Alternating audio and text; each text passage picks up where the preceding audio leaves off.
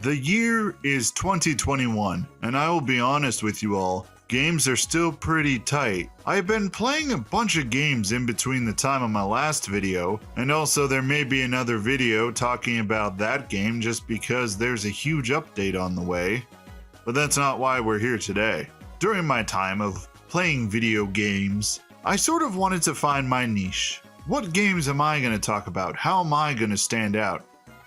And let me tell you, the two games I have for us today, one's really niche in a way, and the other one is just a throwback to old shooters, but it is fantastic. That's right, Banos Balski has hooked you up with a double feature.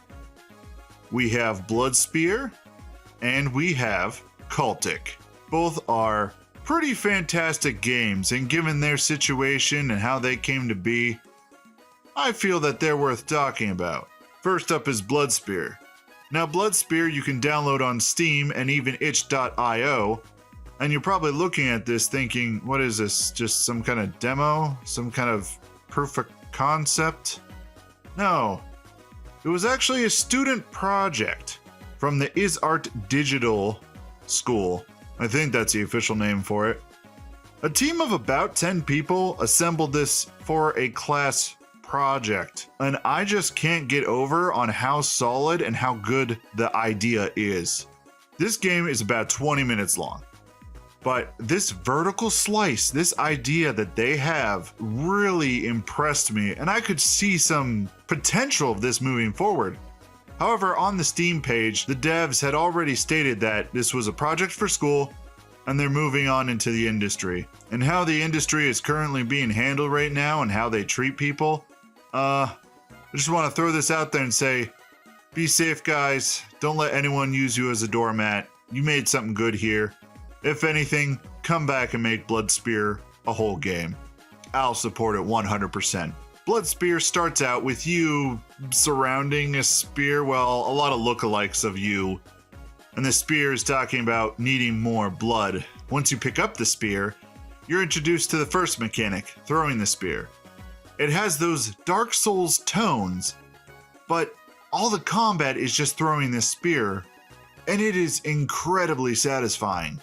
Once you throw the spear around, kill some dudes, you walk into this blood. You get another line from this Blood Spear lady. I'll need more blood to restore my former strength. But I know somewhere I can find plenty. And then you come out of the blood in a new area. Throwing spears is the primary form of combat. You throw spears, they might impale an enemy to a wall, they might knock an enemy over completely. Who knows what's going to happen? But there's something satisfying about it. Then the next mechanic is added in. The mechanic of stacking up your attacks onto an enemy, such as an enemy with a shield or a bigger enemy, and you'll see these small little dots appear right under the health bar. When you press space, you slam your spear down, and all that accumulated damage is just thrown at them all at once, usually killing them. So this is an interesting mechanic where you can throw a spear, stack up damage, and then you throw the spear right into the ground. I'm interested. I'm intrigued. I'm all about it. So you are exploring these Dark Souls-like environments with these ghostly knights, giving you a little bit of lore and a little context. After this, you stumble upon your first boss, and also the only boss.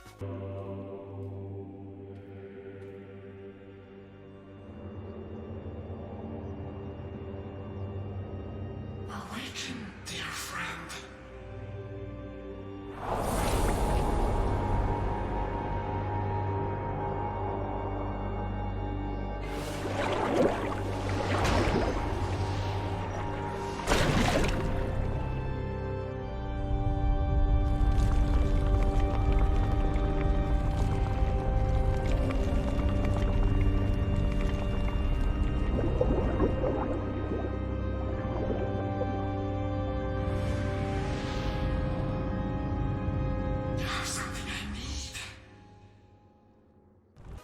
Now this boss was interesting because at first I just saw okay, there's a bunch of enemies in front of it, you have to kill them, then you probably are able to attack the boss. After you destroyed those, it went into its next phase.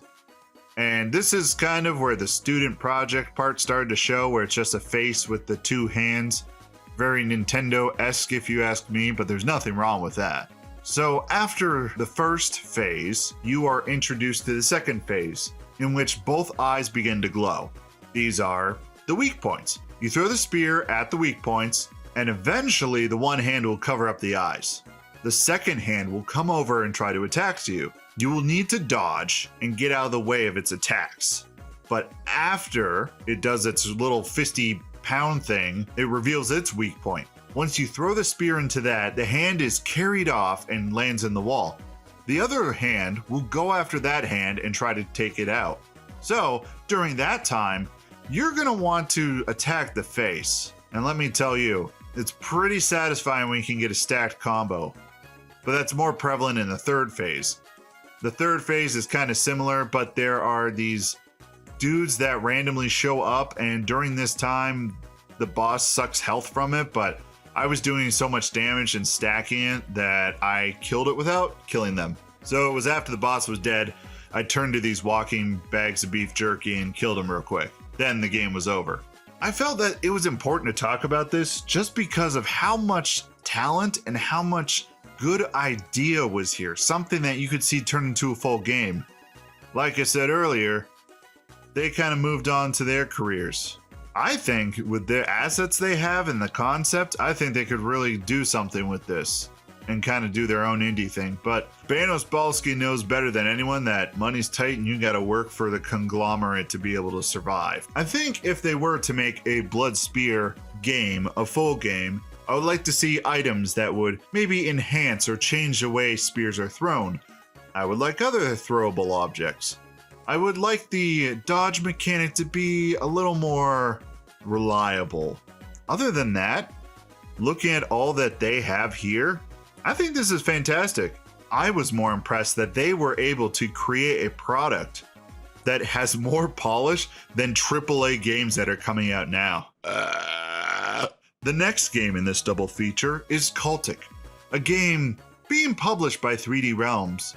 Now, if you enjoy older shooters, you get strong blood vibes from this, that build engine game. And let me tell you, it gives those strong blood vibes for a reason, because it feels inspired by it. It is not a clone. So playing through the demo a few times, and I didn't even know that there is a weapon I haven't even found, which is the lever action rifle.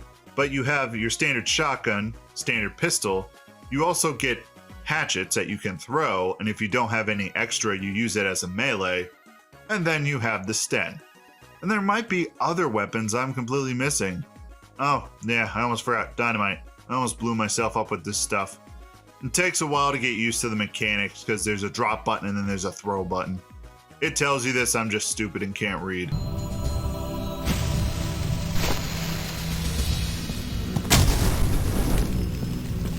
The first level has wonderful, wonderful pacing, and this is the only level available. You can download the demo on Steam.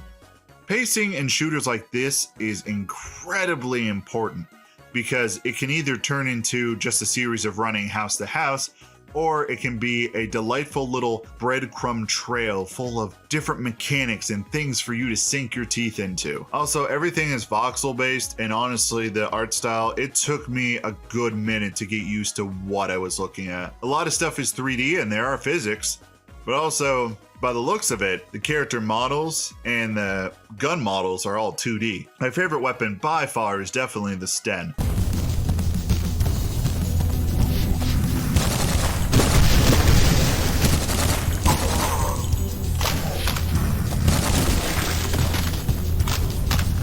And there is a level of almost survival horror tension that permeates the experience. There was a point when I went into this dungeon looking cave thing, and there are all these bodies, and you could just hear the sounds of the ropes swaying back and forth.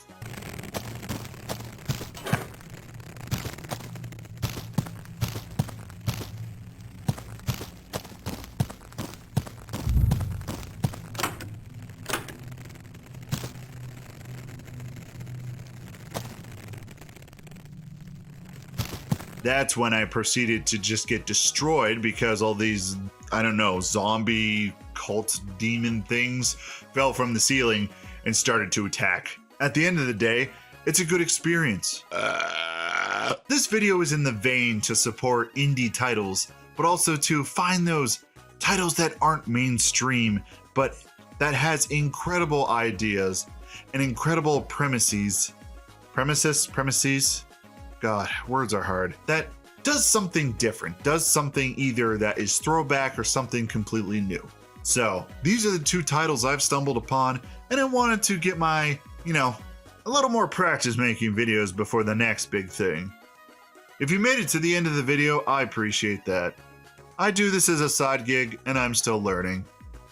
Moving forward though, if you like the sound of my voice and always want to hear my opinions on video games, I guess, I actually have a podcast.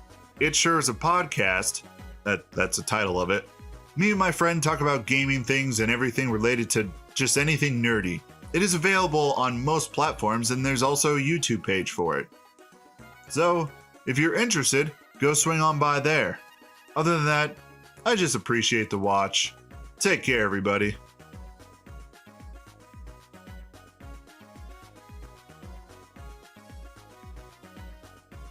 Wanna talk to some of the hottest slime forms in the galaxy? Chat with the most seductive soft bodies in space for a discreet and nebulous encounter. No bones about it. Call 1-900-BLOB-LOVE. Just $2,500 for the first minute and $42,000 for each additional minute. Call the Blob line now. Additional transplantational rates of blood must be over 622 Z next to